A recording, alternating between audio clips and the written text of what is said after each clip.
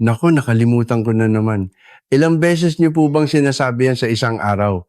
Magandang araw po. Ako po si Dr. Victor Pascual, isang neurologist na may 30 taong karanasan.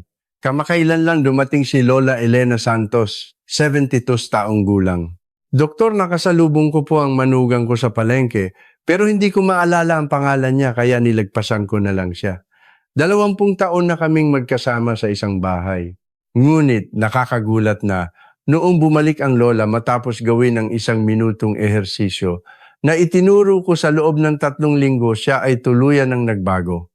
Doktor, ngayon pati pangalan ng mga kaibigan ng apo ko ay naaalala ko na hanggang ngayon, iniisip niyo ba na ang pagiging makakalimutin ay dahil lang sa edad? Ngunit ang katotohanang natuklasan ko ay ibang-iba. Merong mga taong nasa edad 70s at 80s na mas maganda pa ang memorya kaysa sa mga nasa 20s. Ano kaya ang pagkakaiba? Ito po ay dahil sa 1 minutong ehersisyong ito. Kung panonoorin nyo ang video na ito hanggang sa dulo, ang inyong utak ay babata ng 20 taon. Gaganda ang inyong memorya, tataas ang inyong konsentrasyon at makakaiwas kayo sa pag-aalala tungkol sa demensya. Ngunit kung hindi nyo ito panonoorin, hanggang dulo ang inyong memorya ay biglang babagsak. At pagkatapos ng 1 taon, ay baka hindi nyo na makilala ang inyong pamilya. Sa mismong sandaling ito, ang inyong mahahalagang alaala ay unti-unting nawawala. Libre lang po ang pag-subscribe at pag-like. Sa pag-subscribe kayo ang pinakaunang makakatanggap ng impormasyon tungkol sa kalusugan ng utak. Gaano kadalas kayong nakakalimot kamakailan? Ibahagi po ninyo sa comments. Kung gayon, simula ngayon, ituturo ko na sa inyo ang kamanghamanghang paraan ng ehersisyo na magpapabata sa inyong utak ng 20 taon sa loob lamang ng 1 minuto bawat araw.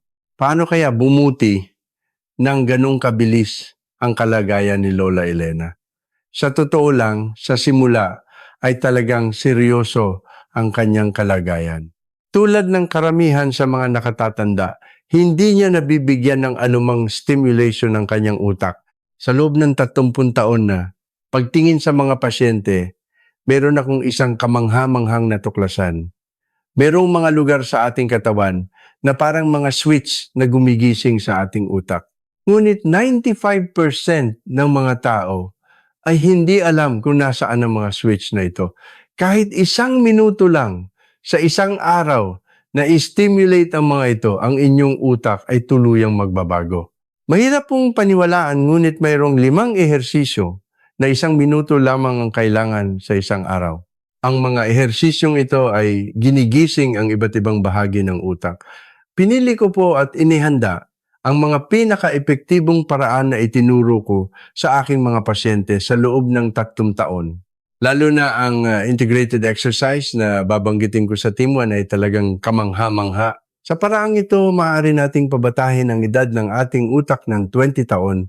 Kung gayon, ipapaliwanag ko po ng paunti-unti simula sa TAN 5. Subukan ninyong gawin habang nakikinig. Ang 1005 ay ang toe wiggling exercise. Doktor, makakatulong po ba sa utak ang paggalaw ng mga daliri sa paa? Ngayon ko lang po narinig yan. Iyan po ang sinabi ni Lolo Ricardo Cruz, 73 taong gulang mula sa Pampanga, noong una niya itong narinig. Si Lolo ay palaging sumusuray-suray kapag naglalakad at kailangan niyang laging kumapit sa hawakan kapag umaakyat at bumababa ng hagdan. Ngunit mayroong isang espesyal na koneksyon sa pagitan ng mga daliri sa paa at ng utak. Kapag iginagalaw ang mga daliri sa paa, nagiging aktibo ang isang bahagi ng utak na tinatawag na cerebellum. Ang cerebellum po ang responsable sa pagbalanse, pag-aalala at pag-focus, kaya ito ay isang napakahalagang bahagi. Lolo, napakasimple lang po ng ehersisyong ito. Umupo lang po kayo sa silya at igalaw ang inyong mga daliri sa paa. Ito po ang paraang itinuro ko kay Lolo Ricardo. Ang paraan ay napakasimple. Una, umupo ng komportable sa isang silya. Pagkatapos sabay na itaas ang mga daliri ng parehong paa. Panatilihin ito ng 5 segundo. Ngayon, idiin naman pababa ang mga daliri sa paa. Gawin din ito sa loob ng 5 segundo. Pagkatapos gamit ang mga daliri sa paa, idiin at imasahe ang sahig. Gawin to ng mga 10 segundo. Panghuli, ibuka at isara ng paulit-ulit ang mga daliri sa paa. Gawin din ito ng 10 segundo. Sa ganitong paraan, eksaktong 3 segundo na ito. Kung gagawin niyo ito 2 beses sa isang araw, 1 minuto na, talaga bang magkakaroon ng pagbabago sa ganito kasimpleng bagay? Nag-aalinlangan si Lolo. Ngunit pagkalipas ng 2 linggo nang bumalik si Lolo, nagulat ako. Ang kanyang paglakad ay tuluyan ng nagbago. Doktor, napakahiwaga po. Hindi na ako sumusuray-suray kapag naglalakad. Kahapon umakyat ako ng hagdan nang hindi kumakapit sa hawakan. Pati ang asawa ni Lolo ay nagulat daw. Bakit kaya nangyari ito? Maraming mga nerve na konektado sa utak ang nagtitipon sa mga daliri sa paa. Kapag iginagalaw ang mga daliri, nagpapadala ang mga nerve na to ng signal sa utak para gisingin ang cerebellum. Sa katunayan, sa isang pag-aaral ng University of the Philippines, lumabas na ang grupo na gumawa ng toe exercises sa loob ng 3 linggo ay kapansin-pansing bumuti ang kanilang balance at memorya kumpara sa grupo na hindi ito ginawa. Subukan nyo na ngayon din. Umupo sa silya at igalaw ang inyong mga daliri sa paa, pataas at pababa. Kahit 30 segundo lang mararamdaman ninyo na umiinit ang inyong mga paa at lumilinaw ang inyong isipan. Ngunit, simula pa lang po ito, mas magugulat kayo sa patak na ehersisyo. Ito po ay isang ehersisyong parang mahika na nagpapadala ng dugo sa utak. Ang 4 ay ang neck rotation exercise. Doktor, sobrang tigas ng leeg ko kaya hirap akong iikot. Paggising ko sa umaga, parang bato sa tigas ang leeg ko. Iyan po ang sinabi ni Lola Teresita Reyes, 70, taong gulang, mula sa Cebu nang siya ay dumating. Si Lola ay hirap na hirap iikot ang kanyang leeg pakaliwa at pakanan. Sa tuwing iniikot niya ang kanyang ulo, napapaungol siya sa sakit. Ngunit mayroong isang kamanghamanghang sikreto na nakatago sa pagitan ng leeg at kalusugan ng utak. Sa leeg po dumadaan ang mahalagang daanan ng dugo papunta sa utak. Kung matigas ang leeg, kumikipot ang daanang ito at hindi makakarating ng maayos ang dugo sa utak. Para po itong isang hose na kapag tinupi ay hindi makakadaloy ang tubig. Kaya palaging sinasabi ni Lola Teresita na mabigat ang kanyang ulo, madalas siyang nakakalimot at nahihilo. Lola, kahit dahan-dahang pag-ikot lang ng leeg, mas maraming dugo ang makakarating sa inyong utak. Ituturo ko po sa inyo ang isang napakasimpleng paraan. Ganito po ang paraan. Una, umupo ng komportable at isandal ang likod sa silya. Hayaan lang na relax ang mga balikat. Pagkatapos dahan-dahang ikot ang ulo pakanan. Iikot lamang hanggang sa punto na hindi ito masakit. Manatili sa posisyong iyon ng 5 segundo. Pagkatapos ay dahan-dahang bumalik sa gitna. Ngayon naman dahan-dahang ikot pakaliwa. Manatili rin dito ng 5 segundo. Pagkatapos dahan-dahang itingala ang ulo na parang tumitingin sa langit. Manatili ng 5 segundo at dahan-dahang ibaba. Panghuli, dahan-dahang ibaba ang baba patungo sa dibdib. Gawin din ito ng 5 segundo. Sa ganitong paraan, eksaktong 3 segundo na ito. Kung gagawin nyo ito 2 beses sa isang araw, 1 minuto na, talaga bang magkakaroon ng pagbabago? Sa ganito kasimpleng bagay nag-aalinlangan si Lola. Ngunit pagkalipas ng 1 linggo nang bumalik si Lola, nagulat ako pagbukas niya ng pinto ng klinika, malaya niyang naigagalaw ang kanyang ulo. Doktor, napakahiwaga. Pwede pala maging ganito kalambot ang leg ko. Kahapon narinig ko ang tawag mula sa likod ko at agad akong nakalingon. Ang mas nakakagulat ay ang ibang pagbabago. Parang luminaw po ang isip ko. Dati kahit manood ako ng drama, nakakalimutan ko ang kwento pero ngayon pati pangalan ng mga karakter ay naaalala ko na. Bakit kaya nangyari ito? Kapag iniikot ang leeg, lumuluwag ang mga blood vessel sa loob nito. Dahil dito, mas maraming dugo ang dumadaloy papunta sa utak. Kapag maraming dugo ang dumating sa utak, nagiging aktibo ang mga brain cells. Parang isang tuyong halaman na kapag diniligan ay namumulaklak. Sa katunayan, sa isang pag-aaral ng UP College of Medicine, lumabas na ang mga taong gumawa ng neck exercises sa loob ng 2 linggo ay kapansine-pansing tumaas ang daloy ng dugo sa kanilang utak. Kapag tumaas ang daloy ng dugo sa utak, gumaganda rin ang memorya at tumataas ang konsentrasyon. Nagulat din ang pamilya ni Lola Teresita. Si nanay ngayon ay mas malinaw nang magsalita at detalyado niyang naaalala ang mga kwento noon. Subukan niyo na ngayon din. Umupo sa silya at dahan-dahang iikot ang leeg pakaliwa at pakanan. Huwag na huwag niyo pong gagawin ito ng mabilis. Kailangan itong gawin ng dahan-dahan at malumanay. Kahit 30 segundo lang mararamdaman ninyo na lumuluwag ang inyong leeg at gumagaan ang inyong ulo. Ito ay dahil dumarami na ang dugo na dumadaloy mula sa leeg papunta sa inyong utak. Ngunit hindi pa po dito nagtatapos. Mas magugulat kayo sa 3 na ehersisyo. Ito po ay isang ehersisyo na direktang gumigising sa language center ng utak.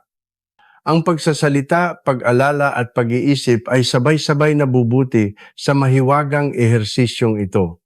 Lalo na ang 3 na ehersisyo, ito ang pinakamaraming nakitang epekto sa aking 3 taong pagseserbisyo. Nagulat pa ang mga pasyente at sinabing, "Doktor, ehersisyo po ba talaga ito? Sobrang dali naman." Nasubukan niyo na ba ang neck rotation exercise? Siguradong naramdaman niyo na ang paglambot ng inyong leeg at paggaan ng inyong ulo. Ngayon, ituturo ko na ang isang tunay na kamangha-manghang ehersisyo. Ang H3 ay ang tongue extension exercise. Doktor, hirap na po ako magsalita nito mga nakaraang araw. May gusto akong sabihin pero nabubulo lang dila ko kaya hindi ko masabi ng maayos. Iyan po ang sinabi ni Lolo Delfin Mendoza. 75 taong gulang mula sa Palawan. Nang siya ay dumating, si Lolo ay nauutal sa tuwing nagsasalita. At dahil hindi niya maalala ang mga salita, paulit-ulit niyang sinasabi, yung bagay na yun. Nahihirapan siyang makipag-usap sa kanyang pamilya. Nasa isip niya ang gusto niyang sabihin, pero hindi ito lumalabas sa kanyang bibig. Ngunit merong isang kamangha-manghang koneksyon na nakatago sa pagitan ng dila at ng utak. Sa dila po nagtitipon ang pinakamaraming nerve sa ating katawan na konektado sa utak. Kapag iginagalaw ang dila agad na nagigising ang isang bahagi ng utak na tinatawag na language center. Ang language center ang responsable sa pagsasalita, pag-iisip at pag-alala, kaya ito ay isang napakahalagang bahagi. Lolo, kahit paggalaw lang ng dila, bubuti ng husto ang inyong kakayahang magsalita. Ituturo ko po sa inyo ang isang napakasimpleng paraan. Ganito po ang paraan. Una, umupo ng komportable sa silya. Bahagyang ibuka ang bibig. Pagkatapos ilabas ng todo ang dila. Manatili sa posisyong iyon ng 5 segundo. Pagkatapos ay dahan-dahang ibalik sa loob. Ngayon naman, ilabas ang dila papunta sa kanan na parang inaabot ang pisngi. Manatili ng 5 segundo at pagkatapos ay gawin din ito sa kaliwa. Pagkatapos idiin ang dila sa ngalangala, idiin at bitawan ng paulit-ulit sa loob ng 10 segundo. Panghuli, ikut-ikutin ang dila sa loob ng bibig. 5 beses clockwise at 5 beses counterclockwise. Sa ganitong paraan, eksaktong 3 segundo na ito. Kung gagawin nyo ito 2 beses sa isang araw, 1 minuto na. Talaga bang makakatulong ang paggalaw ng dila? Nag-aalinlangan si Lolo. Ngunit pagkalipas ng 2 linggo nang bumalik si Lolo, labis akong nagulat. Pagpasok niya pa lang sa klinika, malinaw at dire-diretso na siyang nagsasalita. Doktor, napakahiwaga po nito. Paano naging ganito kadulas ang pagsasalita ko? Kahapon nakausap ko ang apo ko ng 30 minuto. Ang mas nakakagulat ay ang ibang pagbabago. Ang mga salitang hindi ko maalala dati ay bigla na lang pumapasok sa isip ko. Kahapon naalala ko pa ang pangalan ng kaibigan ko sa aming probinsya. 50 taon na ang nakalipas. Bakit kaya nangyari ito? Kapag iginagalaw ang dila, ang napakaraming nerve dito ay nagpapadala ng signal sa utak. Lalo na sa language center, nagbibigay ito ng malakas na stimulation. Kapag naging aktibo ang language center, hindi lang ang kakayahang magsalita ang bumubuti, kundi pati na rin ang kakayahang umalala at mag-isip. Sa katunayan, sa isang pag-aaral ng University of Santo Tomas Faculty of Medicine and Surgery, lumabas na ang mga taong gumawa ng tongue exercises sa loob ng 3 linggo ay kapansin-pansing bumuti ang kanilang language skills at word recall. Nagulat din ang pamilya ni Lolo Delfin. Si tatay ngayon ay mas malinaw ng magsalita at mas masarap siyang magkwento ng mga nakaraan para siyang bumalik sa dati. Subukan niyo na ngayon din. Ilabas ang inyong dila. Huwag po kayong mahiya. Walang nakakakita sa inyo kaya gawin niyo ng malaya.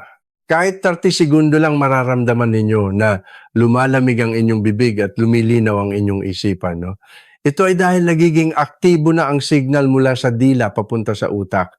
Kapag gumagawa ng tongue exercise, maglalaway din po kayo ng marami. Ito rin ay isang magandang senyales. Ang maraming laway ay nangangahulugang naging aktibo ang inyong utak. Ngunit hindi pa po dito nagtatapos.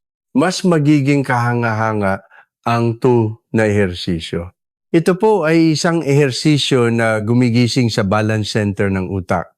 Ito ay isang napakahalagang ehersisyo na pumipigil sa pagkahulog at nagpapabuti ng spatial awareness. Ang 2 ay ang ear-pulling exercise. Doktor, madalas po akong nahihilo nitong mga nakaraang araw. Sa tuwing tatayo ako, sumusuray-suray ako at kahit sa paglalakad, hindi ko makuha ang balanse ko. Yan po ang sinabi ni Lolo Francisco Garcia, 78 taong gulang mula sa Baguio. Nang siya ay dumating, si Lolo ay kailangan laging humawak sa pader sa tuwing tatayo mula sa silya at palagi siyang tumatagilid kapag naglalakad. Kahapon, muntik na akong mahulog papuntang banyo. Nag-aalala ang pamilya ko kaya hindi nila ako iniiwang mag-isa. Ngunit mayroong isang kamanghamanghang sikreto na nakatago sa pagitan ng tainga at ng utak. Sa loob po ng tainga, mayroon tayong tinatawag na vestibular system. Ito ay isang mahalagang bahagi ng ating katawan na responsable sa pagbalanse. Kapag sinistimulate ang tainga, nagigising ang bahagi ng utak na tinatawag na brainstem. Ang brainstem ang sentro ng utak na responsable sa pagbalanse, pagiging gising at pag-focus.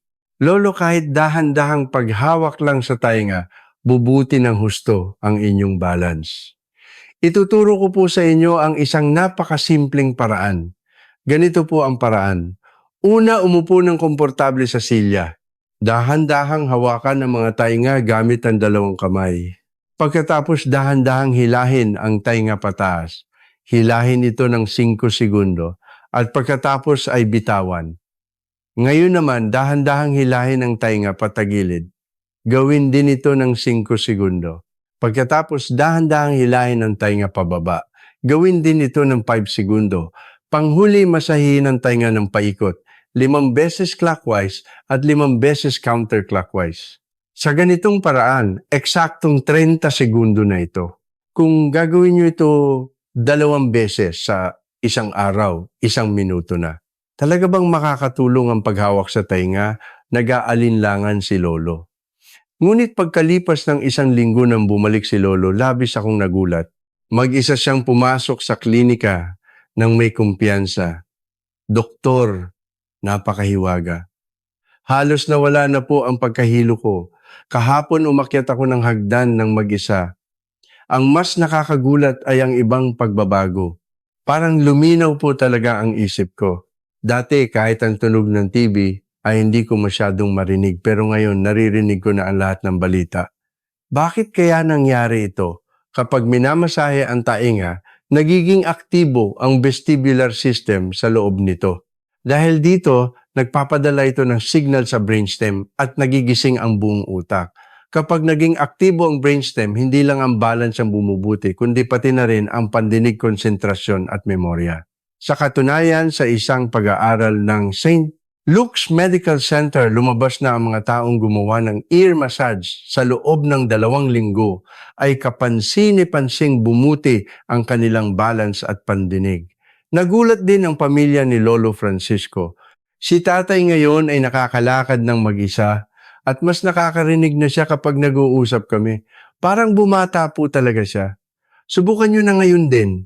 Gamit ang 2 kamay, dahan-dahang, hawakan at hilahin ang inyong mga tainga pataas, pababa at patagilid. Gawin ito ng malumanay hanggang sa punto na hindi masakit. Kahit 3 segundo lang mararamdaman ninyo na umiinit ang inyong mga tainga at lumilinaw ang inyong isipan. Ito ay dahil nagiging aktibo na ang signal mula sa tainga papunta sa brainstem. Ang ear massage ay nagpapabuti rin ng sirkulasyon ng dugo. Ang pamumula at pag-init ng tainga ay senyales na maganda ang daloy ng inyong dugo, ngunit hindi pa po dito nagtatapos. Ang kamawan na ehersisyo ay talagang makakagulat sa inyo. Ito po ang perpektong brain-waking exercise na pinagsasama-sama ang lahat ng ehersisyong natutunan natin. Ito po ang ehersisyo na may pinakamalaking epekto na nakita ko sa loob ng 30 taon. Kapag ginawa ang 1 na ehersisyo, ang epekto ng toe, neck, tongue at ear exercises ay nagiging doble-doble. Nasubukan nyo na ba ang ear massage? Siguradong naramdaman nyo na ang pag-init ng inyong tainga at paglinaw ng inyong isipan. Ang Phone 1 ay ang 5-in-1 integrated brain-waking exercise. Doktor, kailangan po bang gawin lahat ng ehersisyong ito? Parang sobrang komplikado. Yan po ang unang sinabi ni Lola Corazon Villanueva, 82 taong gulang mula sa Bulacan. Si Lola ay may mahinang memorya, mababang balance, hirap sa pagsasalita at matigas ang leeg. Halos lahat ng problema ay nasa kanya na. Lola, mahirap po kung gagawin niyo isa-isa, tama po ba? Ngunit meron pong paraan para pagsamahin ang 5 ito at gawin ng sabay-sabay. 1 minuto lang po ang kailangan. Ngunit mayroon akong isang kamangha-manghang natuklasan. Ang pagsasama-sama ng 5 ehersisyo at paggawa nito ng sabay-sabay ay may mas malaking epekto kaysa sa paggawa nito ng hiwa-hiwalay. Ito ay dahil sabay-sabay na nagigising ang lahat ng bahagi ng utak. Katulad po ng isang orchestra, mas maganda ang musika kapag sabay-sabay tumutugtog ang lahat ng instrumento kaysa sa isa-isa lang. Talaga bang 1 minuto lang, nag-aalinlangan si Lola? Ito po ang perfect 1-minute brain-waking routine na itinuro ko. Una, umupo ng komportable sa silya. Simulan na po natin. Igalaw ang mga daliri sa paa, pataas at pababa habang dahan-dahang iniikot ang leeg pakaliwat pakanan. Gawin ito ng 10 segundo. Pagkatapos ibuka at isara ang mga daliri sa paa habang iginagalaw ang leeg pataas at pababa. Gawin din ito ng 10 segundo. Ngayon naman ilabas ang dila habang hinihila ang tainga pataas. Gawin ito ng 10 segundo. Pagkatapos igalaw ang dila pakaliwat pakanan habang hinihila ang tainga patagilid. Gawin din ito ng 5 segundo. Idikit ang dila sa ngalangala habang hinihila ang tainga pababa. Gawin ito ng 5 segundo. Panghuli, ikut-ikutin ang dila habang minamasahe ang tainga. Dahan-dahang ikutin ang tainga gamit ang 2 kamay. Gawin ito ng 15 segundo. Sa ganitong paraan, eksaktong 1 minuto na ito. Kahit 1 beses sa isang araw ay sapat na. Kaya ko po kayang gawin ang ganito kakomplikadong bagay, nag-alala si Lola.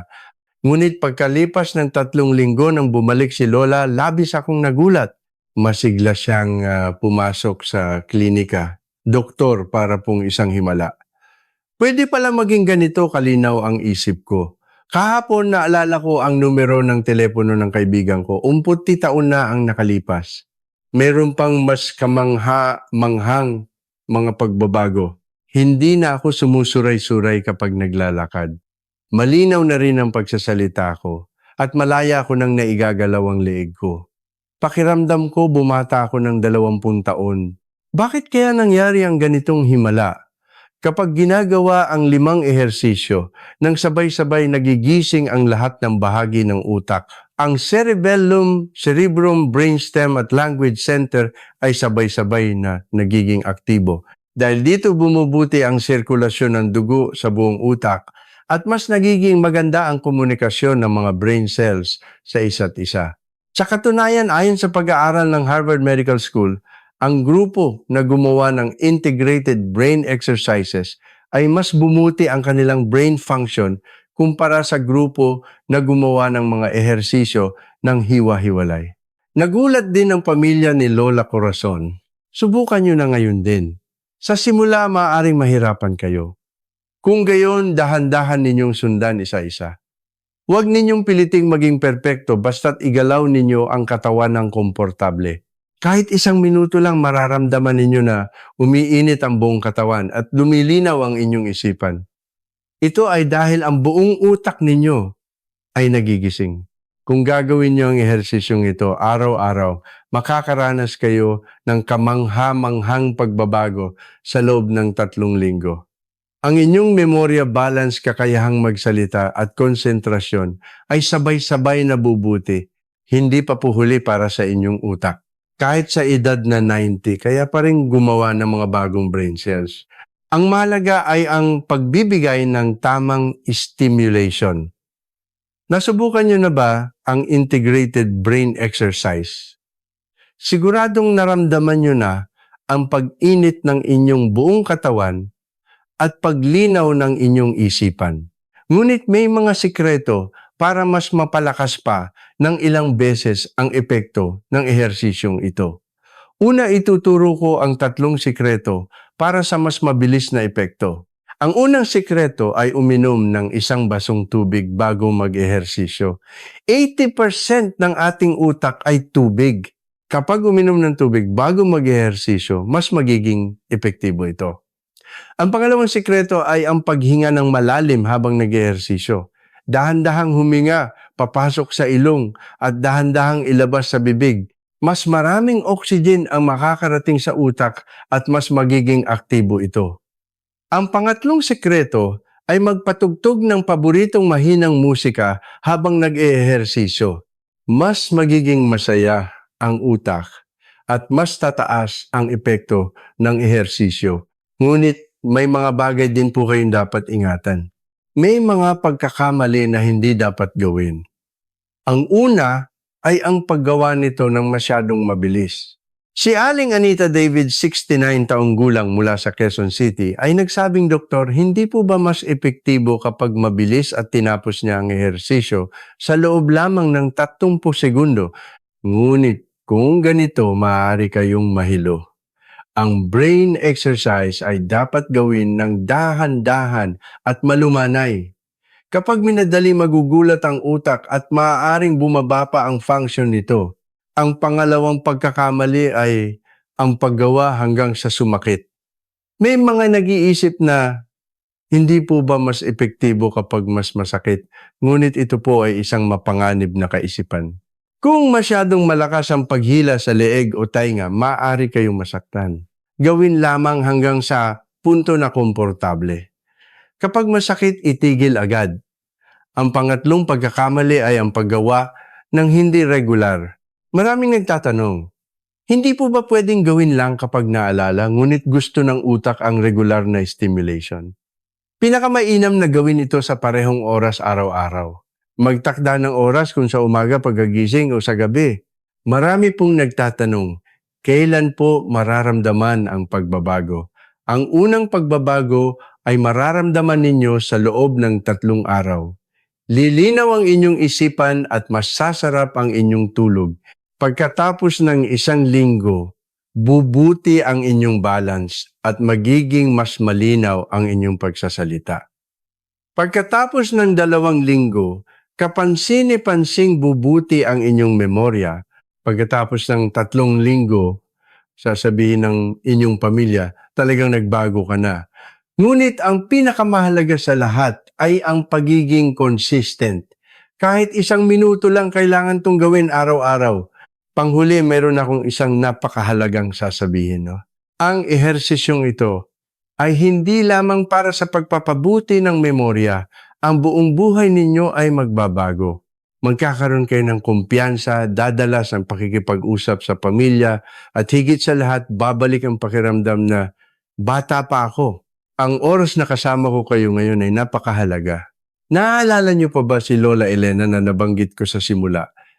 Ang lola na nilagpasan ng kanyang manugang sa palengke dahil hindi niya maalala ang pangalan nito ngayon, ay naaalala na niya pati ang mga pangalan ng kaibigan ng kanyang apo. Ito ay dahil sa isang minutong ehersisyo na natutunan natin ngayon. Ulitin ko po ang 5 ehersisyong natutunan natin.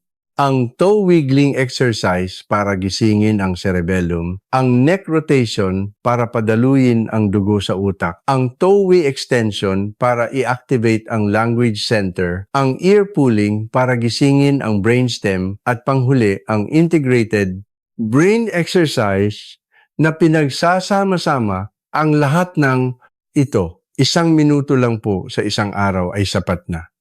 Bilang isang doktor sa loob ng 3 taon, isang bagay ang aking natitiyak: ang edad ay isang numero lamang. Kahit sa edad na 90 ang utak, ay kaya pa ring gumawa ng mga bagong selula. Ang mahalaga ay ang pagbibigay ng tamang stimulation. Isipin ninyo ang sandali na babata kayo ng 20 taon. Ang mga nakalimutang alaala ay magiging malinaw, magiging masaya, ang pakikipag-usap sa pamilya at bawat araw ay magiging puno ng sigla. Kung nakatulong po sa inyo ang video na ito, pakiclick po ang subscribe at like, i-share nyo rin po sa inyong mahal na pamilya at mga kaibigan. Dahil ang malusog na pagtanda ng bawat isa ay kaligayahan nating lahat. Ibahagi ninyo po sa comments ang inyong mga pagbabago. Ang inyong kwento ng tagumpay ay magiging malaking pag-asa para sa iba. Tandaan po ninyo, 1 minuto lang pong kailangan. Ang inyong utak ay naghihintay sa inyo sa mismong sandaling ito. Magkaroon po kayo ng isang malusog at masiglang araw. Salamat po.